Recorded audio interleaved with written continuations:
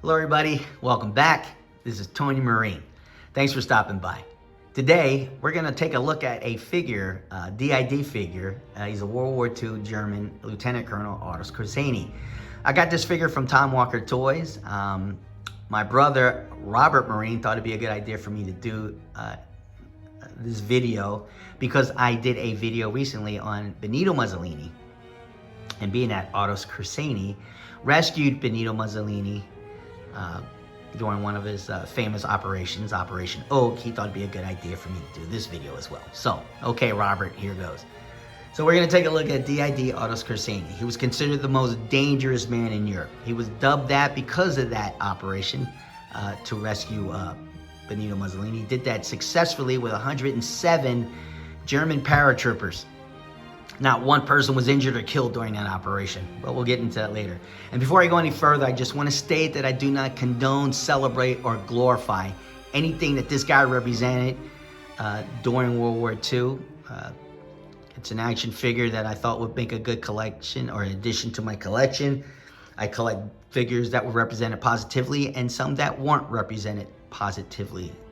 So you cannot erase history because it offends you or you don't like certain things that that person did. They are part of history, like it or not. So going further, Otto Skorzeny was born June 12, 1908.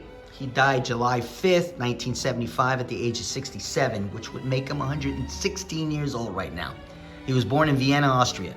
He studied engineering, and he had a prominent scar on his face, and I did not know what the name of that scar was called until recently. It's called a schmiz. That was a coveted mark of bravery. I've noticed that on a lot of German officers. I've seen them in the pictures. I thought they represented, German, they were German aristocrats or high-class people. They got that scar doing fencing, I guess, while they were in universities and such. So yeah, that was, you were somebody if you had a scar like that on your face. He joined the Austrian Nazi Party in 1931. He was 6'4" and tried to join the German Air Force, the Luftwaffe, but he was considered obviously too tall, and they thought he was too old, the age of 31. He rose up through the ranks quickly, and while he was wounded in the head. He had a head wound, and while he was recovering in Vienna, he became fascinated with the commando operations.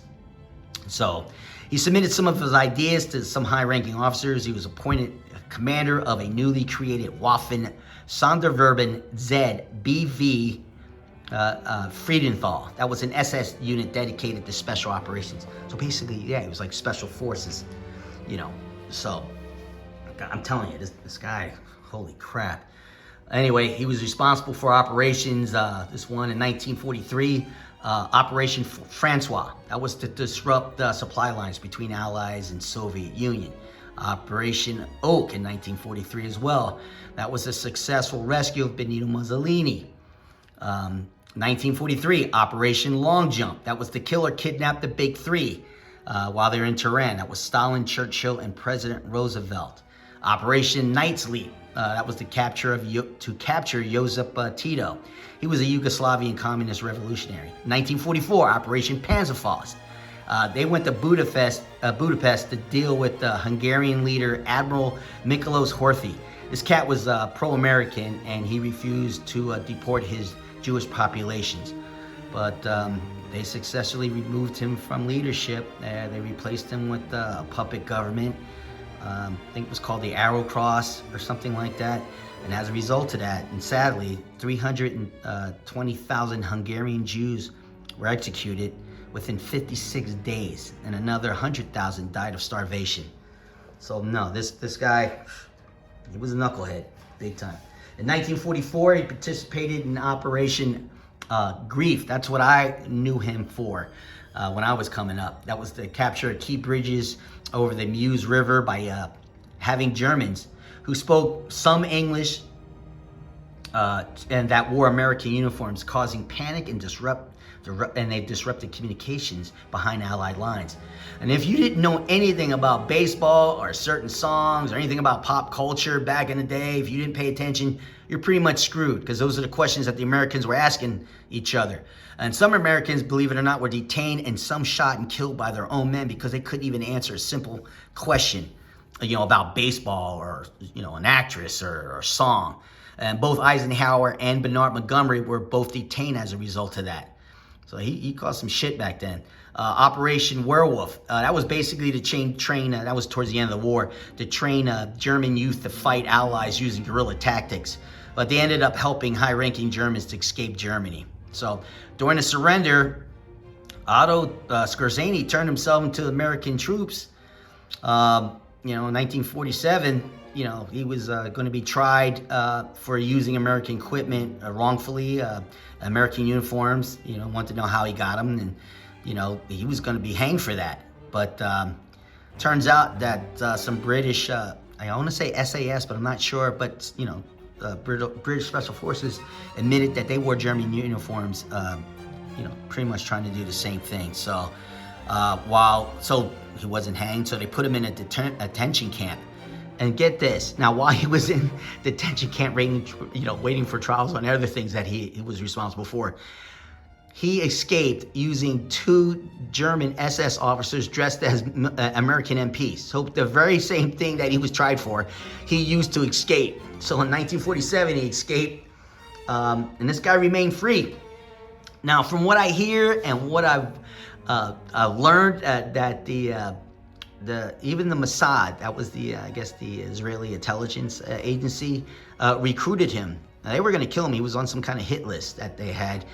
They were going to kill him, but they used him to go to Egypt, I guess, and try to identify and maybe eliminate scientists that were responsible for helping Egypt with their rocket program during the 60s. So I thought that was interesting, the Mossad using him. But in any case, that is what it is. So we're going to take a look at this figure. Woo, almost dropped my camera. Take a look at this figure. It's amazingly detailed. We're going to go over what he came with. Oh, and ironically, this picture on the box, that's an actual picture, or they used that as from an actual picture, but that was after he was captured. So he had none of his rank ribbons or, anything like that. So just to give you a little, rundown on that one. So yeah, this figure is something else. His uniform is just sharp as crap. His cuff band, he has a cuff band that says Das Reich on it. So that was the unit he was in. We're gonna just go in a little bit on his face. There he is. Otto Skorzeny.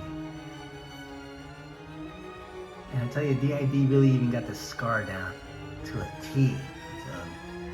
So, his rank, his runes, or stars, or whatever you call that gold piece, you have to glue those onto his shoulder boards. And pretty much, that's it. I'll take his cover off real quick. And you can see his face completely. They got him down. I'll tell you what, DID is something else. Yeah, again, his cuff band, his SS Eagle on his left sleeve. You have to put those on yourself. Now we're gonna wait till it comes around again. In fact, let me just pick this guy up. Comes with his badges. They're like, you pin them on. You have to pin them on. His ribbons. You have to stick on his rank. Cover that again. Officer's belt, SS belt. Officer's belt. His boots, they're made of leather. Hot Toys, get with it, please, and do the same. He also came with an extra uniform. This was the uniform he wore. His Luftwaffe uniform. I think it's, desert pattern or sand colored. That he wore when he rescued Benito Mussolini. Actually got another body to put that on. Watch with leather strap. Extra set of hands. MP40 magazine pouch. holster, all leather.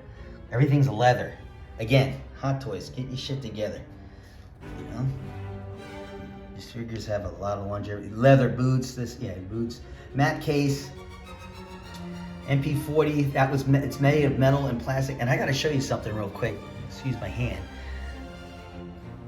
But you can put the bullets in the magazine. Yeah, it did come with bullets. Put that back. I want to say his Wather tunic came with a helmet and his overseas cap. So I mean, this figure came with a lot of stuff. Helmet decal. Those are the extra runes or stars or whatever you call them. You have to be careful putting those on. Buttons, extra buttons. Again, the bullets that I mentioned earlier. Yeah. Oh, and his decals for his desert or sand colored tunic. And this was the band that you could pull the top piece of the foam out.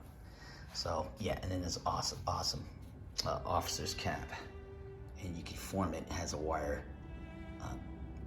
band or it's wired, so you can shape it. I'll put that here to the side. The cover of the box acts as a backdrop. It looks like Berlin. I want to say, I'll flip it around real quick, and this will fall, so we'll place that to the side. But I'll flip it around, and basically, yeah,